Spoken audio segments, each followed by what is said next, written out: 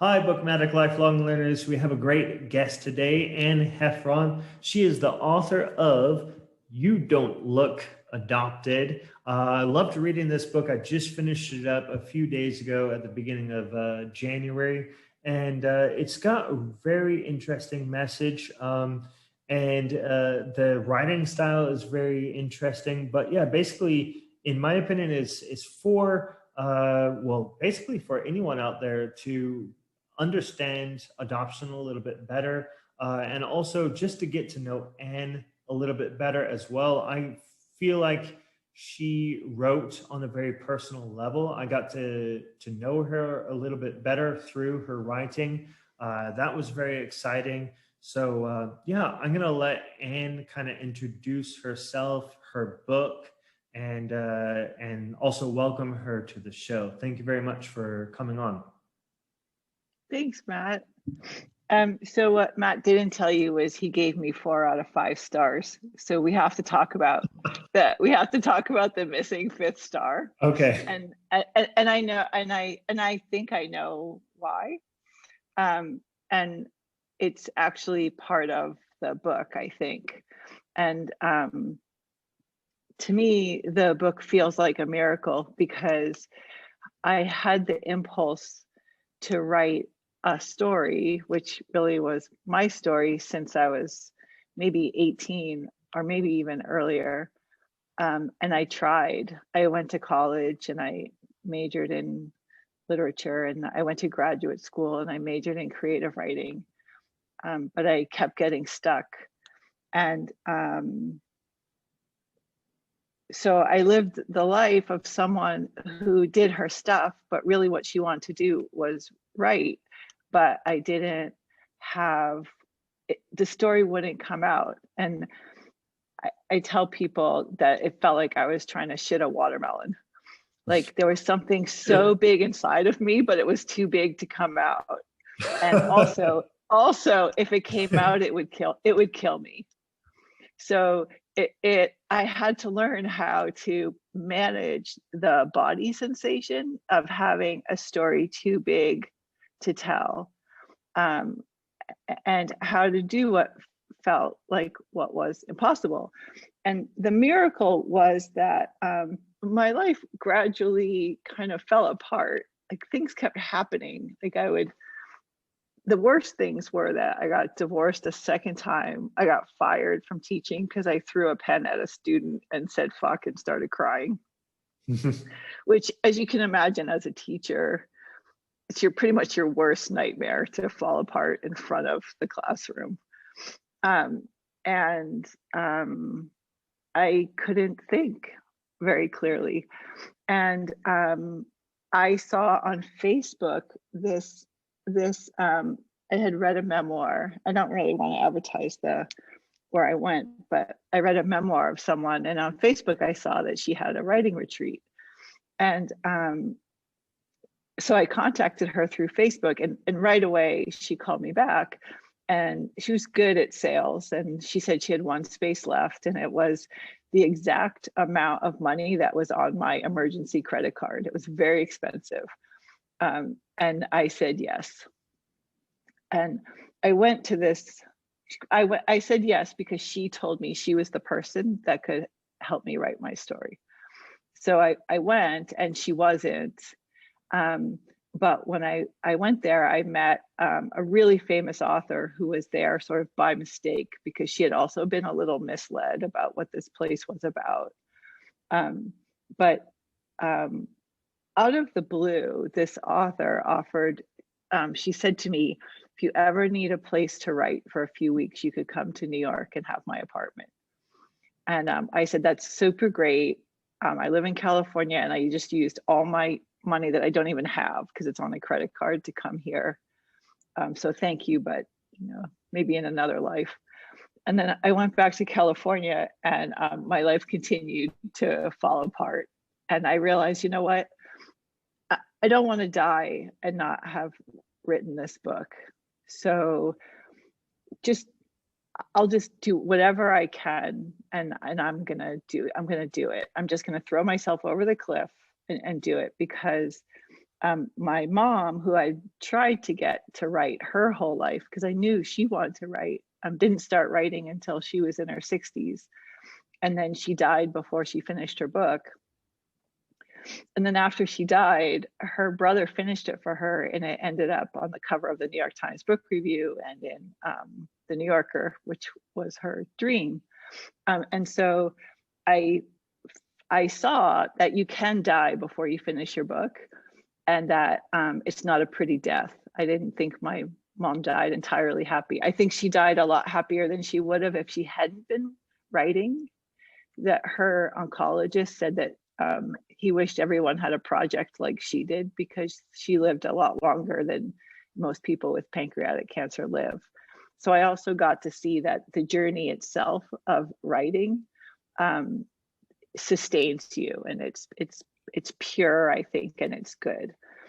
So even though common sense said I couldn't go to New York, I packed up all my stuff. I had an apartment in a place that's hard to find an affordable apartment. But I gave it up. I packed up all my stuff. My daughter was in college, so it felt like it was okay to go. And I got a bunch of credit cards.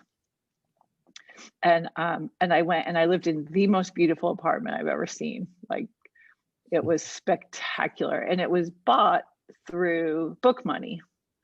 Like she had written a really successful book, and she had this gorgeous apartment. And I was there, and I was supposed to be there for 2 weeks, and then I had a writing thing in Martha's Vineyard for 2 weeks. So I went to New York for 2 weeks, and then I went to Martha's Vineyard for 2 weeks. And early on in Martha's Vineyard, I couldn't do it. I couldn't write it. And I was doing the same stuff I'd always done. My writing teachers had, unilaterally, everyone said, you have great dialogue, but you stay on the surface. But I didn't know what that meant, because I lived on the surface. So I didn't understand, I didn't know how to get deeper. I didn't know what they were talking about. It was very frustrating. So I was writing that same way in Martha's Vineyard. And so I texted a friend of mine who was, this is sort of the miracle of when you're on the path, because the person I texted, I had met on Tinder. And it turned out he was the best editor in the world. And he supported me, like, every day. He would help me with this book. The miracles when you find your path and go on it are tremendous. But I wrote and I said, I can't do it. And I was standing in the middle of the road in a snowstorm, and I was just sort of waiting for a car to hit me, because I didn't know what I was going to do. I didn't have a plan B. My plan was to come to the East Coast and stay. I called it write or die, to stay until I finished. And I couldn't finish. And so I wrote to him and I said, I can't do it. I don't know what my story is. I don't know who my audience is. I don't know anyone who would even really care, to read this. And I'm afraid if I keep writing, I'm going to have to say I have value, and I'm not sure I'm ready to do that. And that last sentence really shocked me, because I didn't know that. That just came out. And normally I would have erased that sentence because it showed too much of me. But I was in despair. I had thrown down the white flag. So I pressed send. And he wrote back right away, and he said, "That's your voice."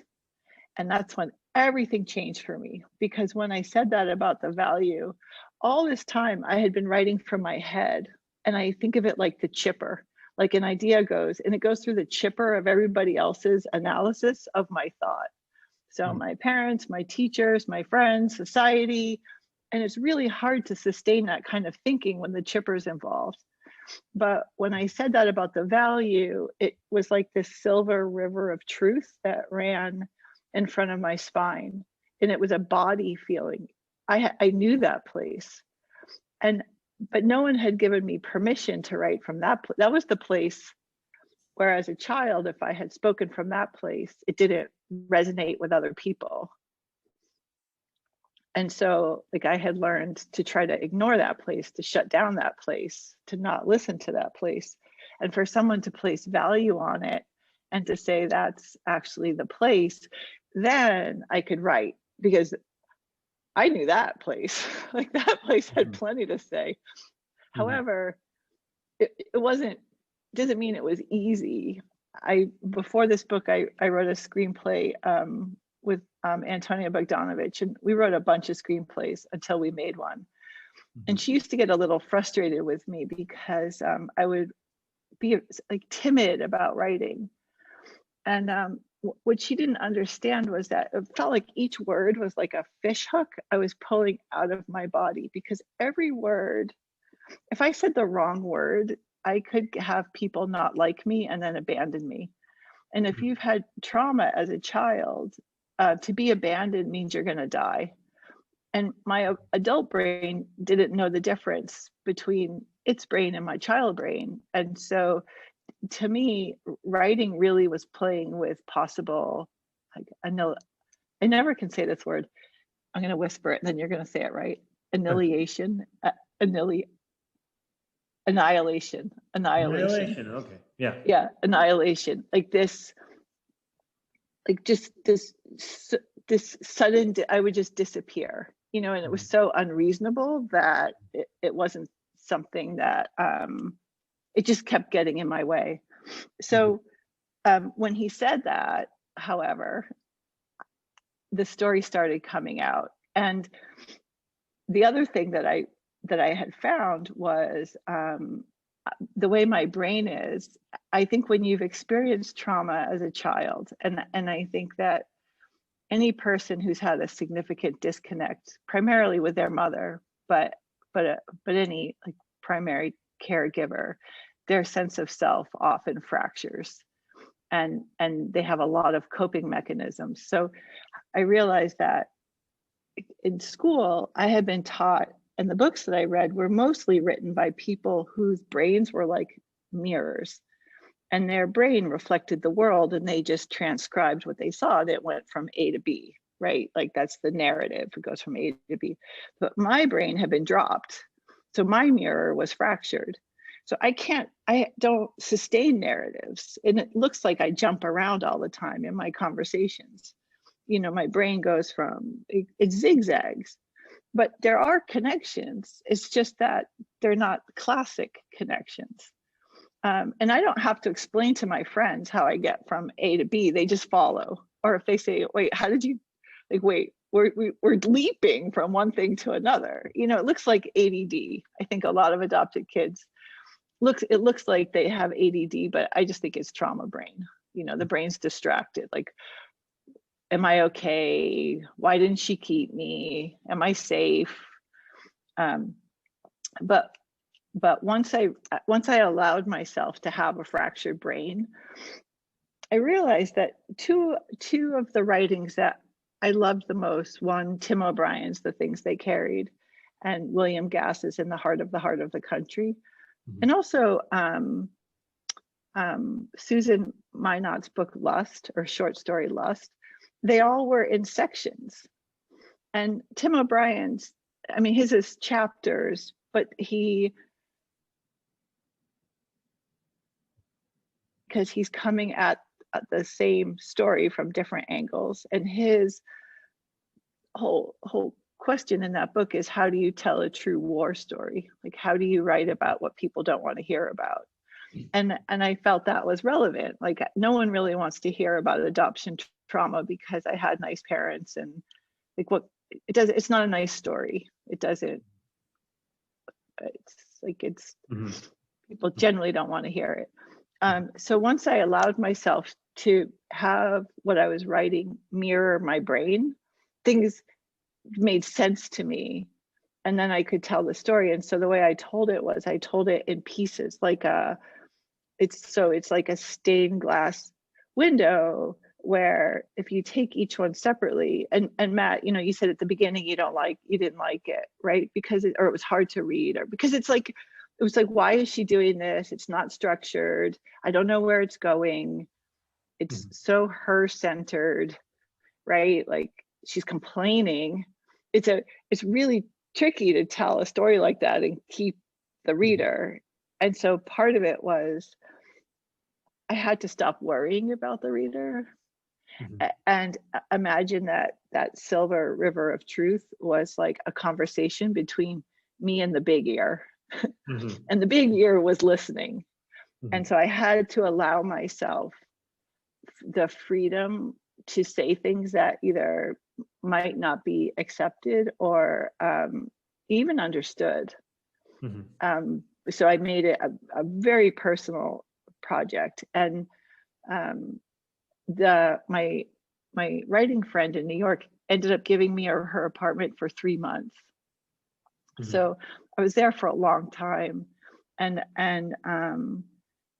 the miracle was, and the very last week, my daughter came to visit, and I had pretty much finished the whole thing, and I had done 23 and Me just to do it because I was trying everything. I knew who my birth mother was, but I had no idea who my birth father was, and there was no way I was going to find out who he was because nobody said anything. And through 23 and Me, in that last week in New York, I found out who he was. And it and my daughter was there, and it felt like this miracle. And this like the journey was very private, Mhm. and I self-published the book because it was so private. And I had sent it out to some agents while I was in New York, and one who was an adoptive godmother asked me to send her the material, and I did. And she wrote back and she said, I thought it was going to be funny. And that's when I realized, like, oh man, I'm writing a story that goes against what a lot of people want to hear.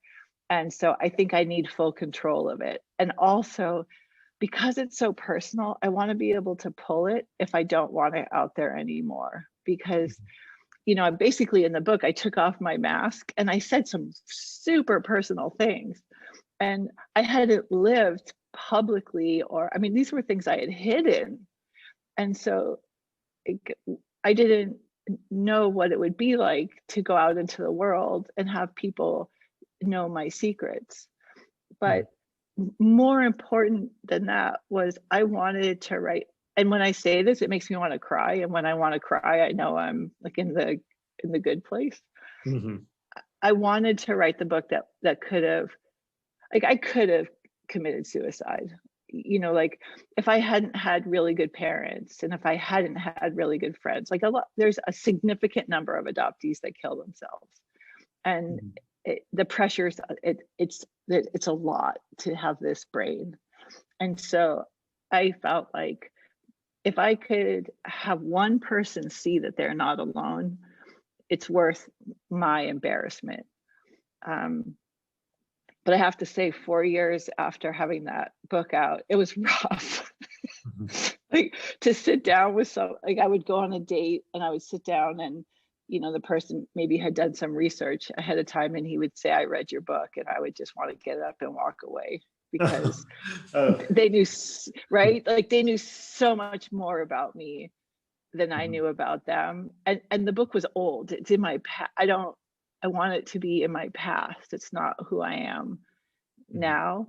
So when I coach people now, I really encourage them to think about who they want to be in the future. Because what I did in the book was I basically, like, I wrote myself into trauma. I got really good at describing who I was, but that's not who I want. I talked about the prison, but not the outside. Mhm. And so I think it's important to keep both things in mind so it doesn't take you 4 years to recover. Mhm. Mhm. Yeah. So, wow. Yeah. That's like, you almost told your whole story there. I'm Yeah, just joking. Like, yeah, yeah. I recognize so much from what you said. I recognize a whole lot of it from the book itself. Mm, And also the way that you speak, and it's almost the way that you write as well. mm-hmm, So, but mm, while I was listening to you, I was like, oh, wow, it's almost like I'm like listening to her book. So, mm, mm, yeah, maybe you already explained some of the questions that I was going to ask, such as the why you decided to write in the fragmented style, and mm, you answered that. And uh, I actually did like the way that you were writing the book, because I was able to understand it, Mm, especially after I looked to the back, and on one of the back pages you explain why you wrote in a mm, fragmented style. Um, mhm, so that makes sense to me, especially after looking at that last page. And so mhm, it makes me, as a reader, it makes me relate to your story even more, even mm, though the writing is fragmented. But reading it as a whole, I can understand you. Like, mhm, just like putting myself in your shoes. So mhm, I feel like the way that you wrote it, mhm, you gave it your own character, and mhm, um, it was almost like a reflective process. Like you're saying that that's who I was, but now I'm a mhm, different person. So by mhm, writing that story, you got it off your chest, right? mhm, You got it mhm, out there. You got it out in the open. mhm, And how many years mhm. ago was it published? Like what, 5 years ago? 4, yeah, 4 or 5, yeah. Okay, cool. Yeah. Yeah. So I mean that's really amazing, the process of writing. So uh writing has played a really huge part in your life. How would you say it's played a huge part in your life? Maybe Mm. you can explain a little bit more about that. Well, I spent last night, actually, I was looking at my mom's journal. I don't look at it a lot, but her friend sent it to me after she died. And my mom processed life through writing. And then my birth mom, who I never met, but she also wrote. And my half sister that I don't have contact with, but she's a writer. So part of it is I think it's just like that's in my blood. Oh, my birth father also wrote a book. So there's that. But there's also, I think, so I don't know that I disassociate, but I think I do. And disassociate means like you're not really in your body. And and I think that so the way it manifests for me is I forget a lot. It's like I'm just it's like I wasn't there. And so writing gives me a chance to be there and to slow down. And there's something really, really, I don't go to church, but writing to me is sort of like prayer, where I'm saying I was here and I noticed, and thank you. And also it's trying to figure out, how do I take what feels tangled and get it on paper so that there's a sense of cohesiveness. Mhm. Mhm. Yeah, that makes sense. Like for me, I journal, maybe Mm, not necessarily on a daily basis, but whenever I feel like I need to write something, or whenever I mhm, feel like my life is like kind of hectic, and I would say journaling or writing has actually saved my life at one point. Um, mm, Saved my sanity. mm, So yeah, writing is definitely huge, and that's cool to hear that it's actually mm, part of you, like mhm, literally part of you. So that's cool. What what has been the most useful tool in helping you to like cope or overcome your separation anxiety, or mm, I don't mm. know what you want to call it, the basically the feelings of separation, or feelings that there was something wrong with you because you were adopted. I know you talk a little bit about that in the book, so Mm. maybe you can explain a little bit to our Yeah, audience. I think that goes back to the writing question because, I don't, we were, before you started recording this, we were talking about Pam Cordano, who wrote a book that you liked a lot. Mhm. And it's a really wonderful book. And um, now I'm thinking about the book and I forgot what my point was. Mm. Okay, not a Um, problem. yeah, oh no, I remember. So I was at her house and I was watching her or she was here or whatever, and I was watching her journal. And I asked, "Can you read me what you just wrote?" And she read it to me, and it was all these beautiful details about the day, like we did this, and I was thinking I would never do that. Like I would never journal about my day like that. Mm. And I realized that I still don't. I don't know it's whether I have permission to exist or I want to exist, but there's some refusal in me to do that.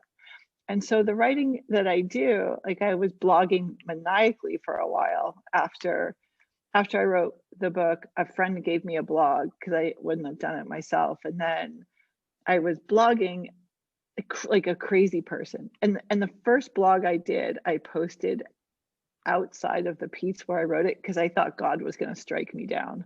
Because who am I to have an opinion about anything? Like, it just seemed too much. And then when God didn't strike me down, it was just flowing out of me. And my friends asked me to slow down. She said, "You're blogging too much. You're going to overwhelm people." But like, I was so thrilled that like I was able to do it, that it was more like, well, you don't like, I get it, but this isn't about the reader. Like, this is about the miracle that I'm letting myself speak. And so for me, that helps overcome this trauma, because I'm showing myself it's okay to exist, it's okay to see things, it's okay to have a presence. And so when I coach people, that's what I really like. I think that what my teachers didn't know was how hard it looked like I had a fine time expressing myself, like no problem. But what they didn't know was like there were significant blocks in here that were blocking the real stuff.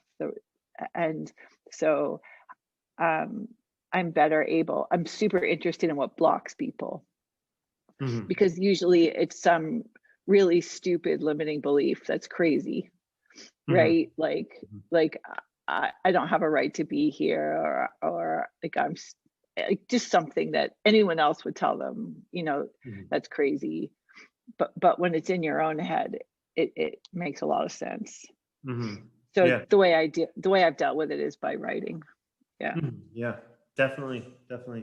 It's a good self therapy, just writing, whether you publish it or not, right? Well, yeah, and what it does, the miracle is that it brings you community. And so generally, if you have a brain like that, you probably are with people either that don't understand you, or you put on a false self in order to to survive. And the writing has brought me community, and that's where the real healing is in relationship.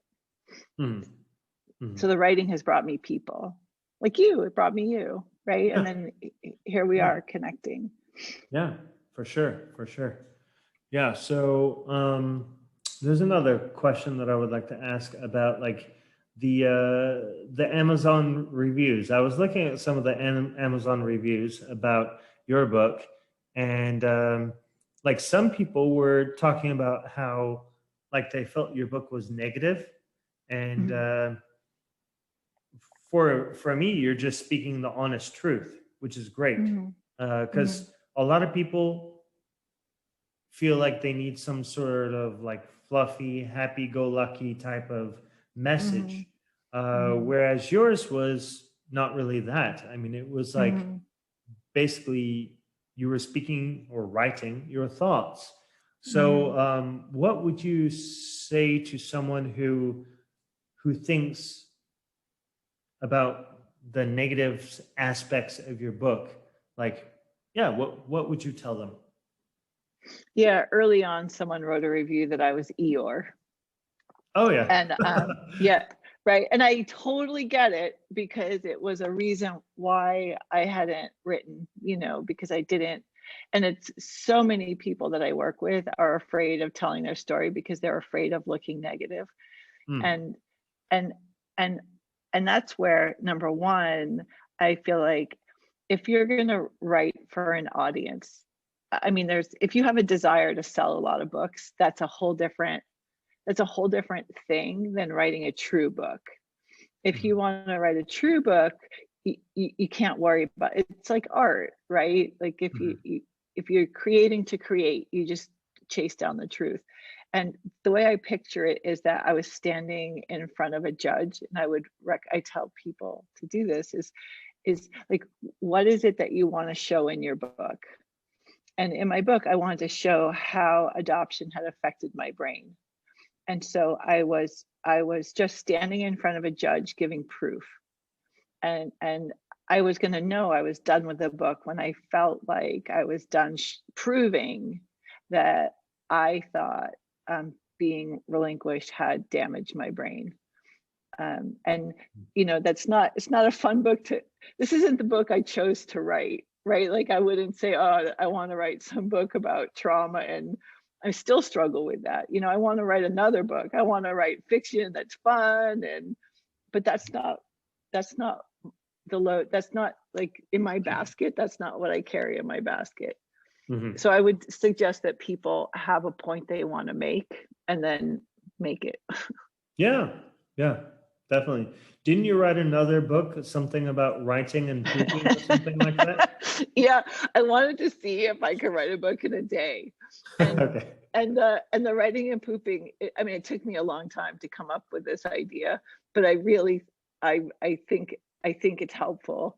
Mm-hmm. The thing is that it costs like $8 to sell a book. It's just expensive. And so the first Amazon reader returned it because she was like, this is such a ripoff. There's so few words. So I made a little video on Amazon where I'm reading the whole book. So you don't even have to buy the book. But Okay. I wanted to prove that writing isn't special. Writing is like pooping. You take an experience and it comes out. But we make writing so special, right? Mm-hmm. It's like, because can you imagine if we got graded on our poops? Pooping would be an entirely different experience. But Yeah. how is it any different? I don't think it's different. Mm-hmm. Your sense of humor is hilarious, and it comes across in your book sometimes too. So like, it's not all dark and gloomy and angry. Like a couple times I was laughing throughout your book. And so yeah, definitely, you just got to write it. You just got to, like you said, poop it out. Yeah. Right on. That's awesome. You got me laughing. Okay. Yay. It's 10:30 at night, 10:45 for you, and you're laughing. Yes, it is 10:40 now, recording this podcast Yeah. episode. So let's see. Anything else I have to ask for you here? Here's another great question before the last couple of questions. So I know you talk about roots in your book a lot. So in your opinion, what do your roots, or what do people's roots have to do with who you are? That's a great question. I think that a lot of times when people look at adopted people, they think, oh my gosh, this is so great. You get to be anybody. Like, that's so great. You don't know who your parents are. Like, I knew who my parents are and I don't like them. Or I would love to be free of my history. Like, this is, but what I have found is that if you don't know who you need to know who you are in order to have the strength to create, for most people. And so I have found not knowing where I came from really destabilizing, because then I could be anybody, and that goes both good and bad. And it's a super complicated question, because if I had a different brain, I would just say, well, then I'm going to be the best me that I could be. But it's like you give someone a pair of skates, but you put them on a lake that isn't frozen. It doesn't work. They're just going to drown. And so the funny thing is, I ended up living on this farm, and my title is writer in residence, farmer in training. And so I've been working with plants, and like actually working with little baby plants, and like sometimes I have to thin them out, and I just say sorry, and I have to pull them, but I feel like the roots cling, like there's a tension. And I wish it was cleaner. I wish I could say I've learned Like I think I'm getting to the point where I will find great freedom and I will develop my own roots. Mhm. But being told that roots don't matter was crippling. Mhm. I think I needed a team of people from when I was little that knew roots mattered, and that there was, I don't Mhm. know, like there was some sort of like clinic that you could go to where they would do stuff with your brain or have you do somatic exercises, something so that you Mhm. would feel rooted. Um, that's such a big question, Matt. Yeah, yeah. Yeah, I think a lot of people just brush off the idea of adoption and just be like, I mean, you mentioned this in your book as well, that, you know, a lot of people say, oh, you're adopted. Oh, don't you have good, like, adoptive Yeah, parents? So it's okay. And then they just brush it off, yeah, right? yeah, yeah. Yeah. Yeah. So, But you're like, living in you're living, I mean, where did you grow up? I grew up in Portland, Oregon. Yeah, so you're really like you really transplanted yourself, right? And so if when you were born and you came out of your mom and all of a sudden you open your eyes and you're in Indonesia and everyone around you looks Indonesian, your body, like it doesn't smell right, it doesn't like it's not the world that you've been living in. And Hmm. if everyone tells you you're fine, this is your home, like you don't trust your brain because your brain's like, dude, this is not it's Hmm. not home, right? Like, Yeah. and so then there's this destabilization, but you were able to do it gradually, right? Like you made a decision to move to Indonesia. Yep, yeah. And I was already an adult at the time, whereas if Yeah. you're a kid, you don't really have control over that, and you're just kind of tossed around, right? Yeah. And if Tossed you're a around from one place transracial to another. adoptee, like if you're born in China and then all of a sudden someone's putting you on a plane and you're in America and there's white faces looking at you, giving you white food, telling you like my name's mom and this is dad. Mhm. Welcome to your life. Aren't you? Yeah. You're so lucky.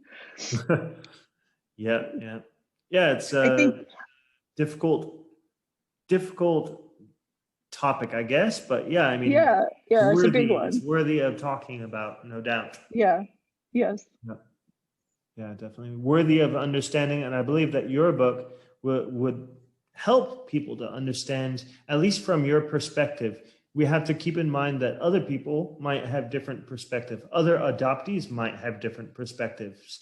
Maybe you have interacted with other adoptees, I'm sure, right? One of them, Mhm. Pam, is also an adoptee, right? Pam Yeah, Cordano. and Pam and I, we lead a group where it's two groups that meet every week, and there's Mhm. 27 adoptees in each group. And but um um yeah. Yeah. Okay. So just So I'm sorry, but I yeah. remembered what I wanted to say was I wasn't trying to be right in my book. I was just trying to give my point of view so that other people could talk. And because I agree with you. It's like there's so many points of view. So it's Mhm. not about being right. It's about just like opening a door so that people could agree or disagree or feel that, oh, we could talk about this. That's Right, right, right. Yeah, good. like just taking, for example, when I posted about your book on Instagram, there were, I think, one or two, oh yeah, two people that I've been following and they're following me that are adoptees. They related Mhm. to what I wrote about your book immediately. Mhm. Mhm. So yeah, I mean, in that sense, whatever you are writing may relate to other people out there as well, Mhm. and like you Mhm. said, open up doors.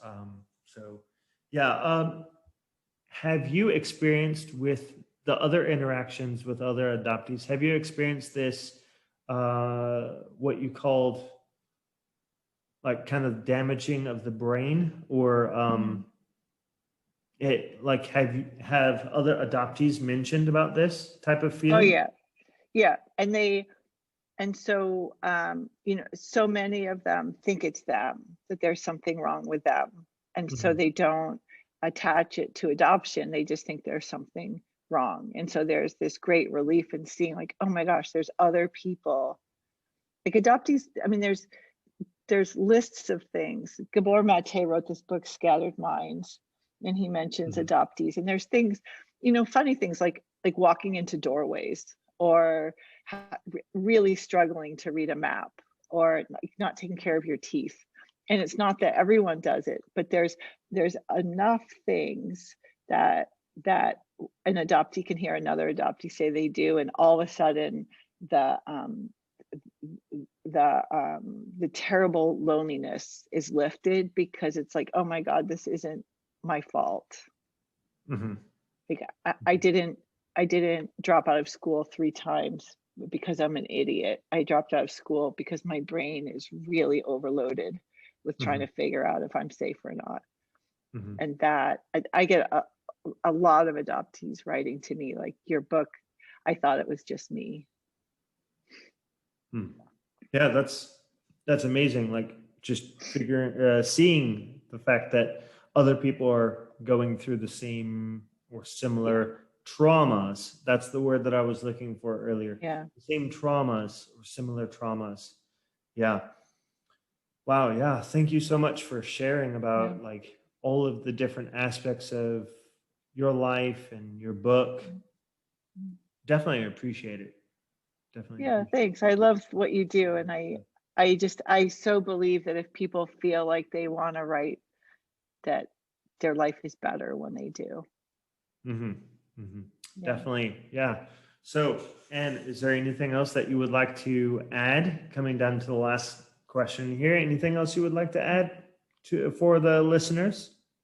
Yeah, you know, I think the last thing is that um, for as much as I said in my book, is that I'm still working up the courage to say more, and this feels like an ongoing process. And I've realized.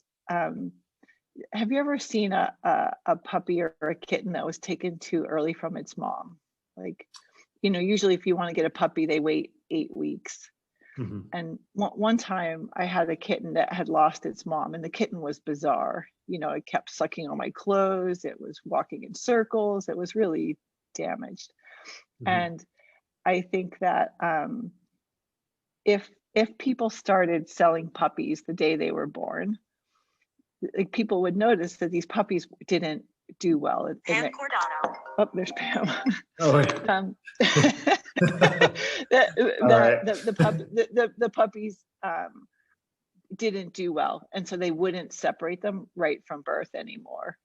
And I think that what I'm seeing is generally adopted people, generally they struggle so much that they're it would be better if they didn't, it, when possible, they didn't separate us. So to Mhm. write about something that big is gonna, I gotta get a lot of focus to be able to write something that people don't really want to hear. Right, right. And I think we all need it. I Yeah, would read your book. I would read your thank you. book on that topic for sure. I would share Thank about you. it with the Yeah, Bookmatic thank you. audience. Thanks. Yeah, Well, definitely. thank you for all the work that you do, and thanks for staying up late and drinking coffee, even though you should be in bed sleeping. Yeah, no problem. Yeah. No problem.